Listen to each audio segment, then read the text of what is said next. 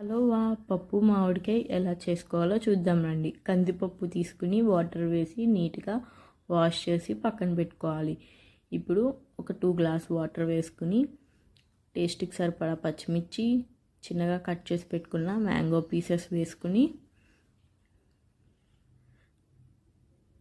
మూత పెట్టేసి ఒక 4 to 5 విజిల్స్ వేయించాలి. మ్యాంగో వేయడం వల్ల పప్పుకి కొంచెం ఎక్కువ విజిల్స్ వేయించుకోవాలి. ఇప్పుడు స్మాషర్తో పప్పును మొత్తం స్మాష్ చేసి పక్కన పెట్టుకోవాలి.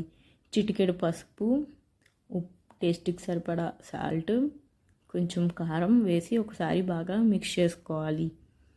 ఇప్పుడు మనం ఆవాలు, జీలకర్ర, కరివేపాకు, ఎండుమిర్చి వేసి తాలింపు పెట్టుకుని మిక్స్ చేసుకోవాలి. అంతే, వేడి వేడి అన్నంలో పప్పు మామిడికాయ వేసుకుని కొంచెం వడియాలు మజ్జిగలో మిర్చి వేసుకుని తింటూ ఉంటే ఆహా సూపర్.